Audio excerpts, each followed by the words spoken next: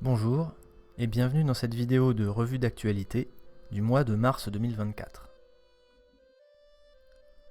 Dans son numéro de mars 2024, Le Monde diplomatique consacre un article à la nature des relations entre la Russie et la Chine. On pourrait croire que le déséquilibre entre les deux économies induit une asymétrie dans la relation. Et tout d'abord, il convient de constater que la relation économique s'est indéniablement approfondie. De 57 milliards d'euros en 2016, leurs échanges commerciaux sont passés à 174 milliards en 2022 et ont atteint 223 milliards en 2023.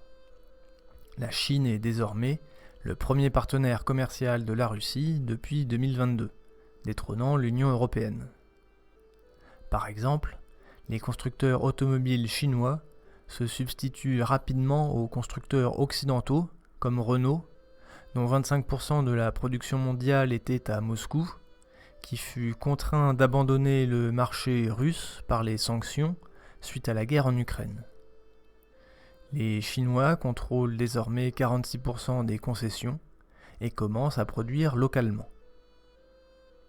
Mais l'article rappelle l'existence d'un gazoduc, Force de Sibérie 2, qui devrait acheminer du gaz russe vers la Chine. Les négociations sont au point mort.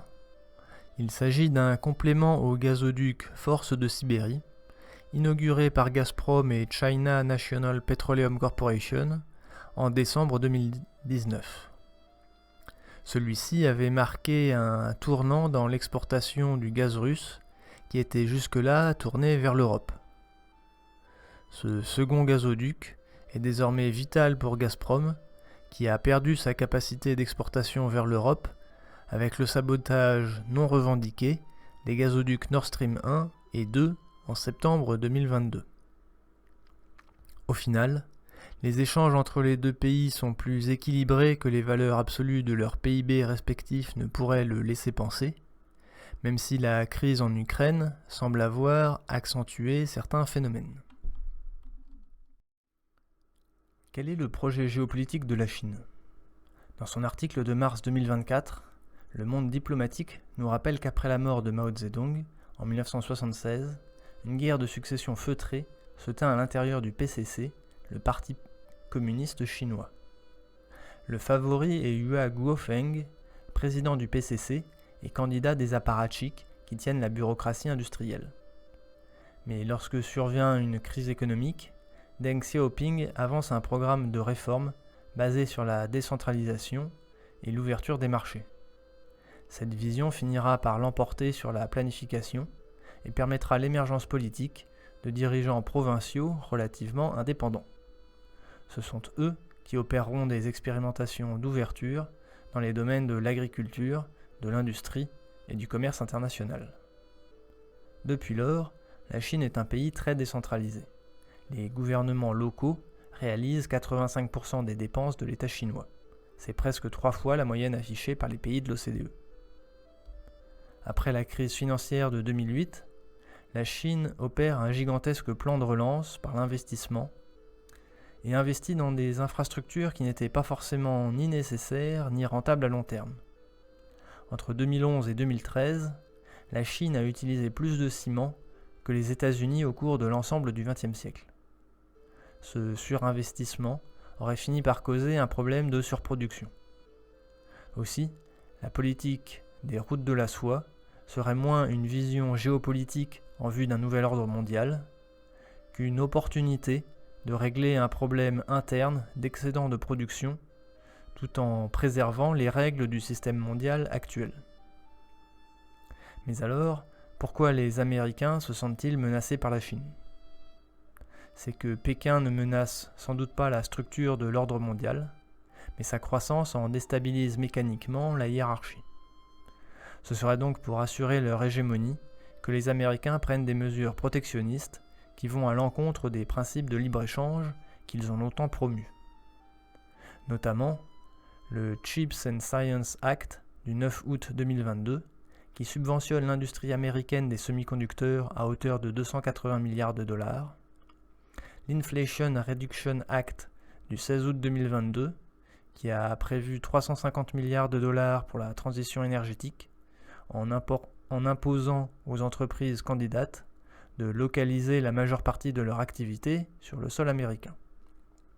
Et enfin, l'Outbound Investment Programme du 8 août 2023, qui est un décret présidentiel interdisant les investissements américains en Chine, Hong Kong et Macao compris, dans les secteurs de l'armement, de la surveillance et du renseignement. En avril 2023, Xi Jinping lançait une initiative pour la civilisation mondiale. Par ailleurs, Vladimir Poutine affirme que la Russie est une civilisation à elle seule. Enfin, Emmanuel Macron parle d'un processus de décivilisation en France. Ces différents phénomènes doivent nous amener à nous interroger sur le concept de civilisation pour mieux les comprendre. C'est ce que propose le numéro de mars 2024 de la Revue des Deux Mondes dans un article intitulé « Nouveau malaise dans la civilisation ». L'auteur, Pierre de Sénart-Klins, professeur de relations internationales à l'université de Lausanne, cite Norbert Elias, qui, dans la dynamique de l'Occident, affirme que dans les sociétés civilisées, la violence est reléguée au fond des casernes. L'auteur estime toutefois que Norbert Elias surestime le surmoi collectif, concept de psychologie collective que l'on peut trouver chez Gustave Le Bon dans Psychologie des foules, ou Sigmund Freud dans Psychologie des masses et Analyse du moi. Et surtout, Norbert Elias sous-estimerait la violence des rapports de domination et le rôle des idéologies dans la mobilisation de cette violence. L'auteur cite également Sigmund Freud et son livre Malaise dans la civilisation, dans lequel il analyse le thème des conflits psychiques engendrés par la civilisation qui exige un contrôle et une répression des pulsions individuelles. Il théorise que la civilisation contient un conflit entre la pulsion de vie qui entretient les liens de solidarité et la pulsion de mort qui engendre les destructions, et sont toutes les deux inhérentes à la condition humaine. L'auteur suppose ensuite que les explosions de violence dans les sociétés civilisées sont les conséquences de la répression que celles-ci exercent sur les pulsions individuelles. Dès lors, il peine à expliquer la recrudescence de violence, puisque la pression de la civilisation est atténuée depuis mai 68, la révolution sexuelle et la baisse de la croyance religieuse. Il me semble pourtant évident que la violence prolifère d'autant plus facilement que le surmoi de la civilisation a été affaibli et n'est plus en mesure de contenir la pulsion de mort. L'auteur identifie tout de même un certain nombre de facteurs explicatifs pertinents, comme l'absence de pairs et de modèles culturels identitaires qui rend les individus perméables au consumérisme. Celui-ci serait source de frustration chez les individus, et cette frustration serait ensuite extériorisée par la violence. Alors que le président Emmanuel Macron parle régulièrement d'économie de guerre, et que la fin des échanges économiques avec la Russie, qui fit suite à la guerre en Ukraine, relance la problématique de l'accès à l'énergie, la Revue des Deux Mondes, dans son numéro de mars 2024, accorde un article à la mémoire de Marcel Boiteux. Marcel Boiteux était un normalien, agrégé de mathématiques, né en 1922 et décédé en 2023. Ancien élève de Maurice Allais, le prix Nobel d'économie français, c'est ce dernier qui le recommande au service commercial d'EDF. Marcel Boiteux finira sa carrière PDG d'EDF. Son nom est associé au déploiement des centrales nucléaires françaises. Il est surtout l'auteur d'une théorie sur la politique de tarification propre aux entreprises publiques.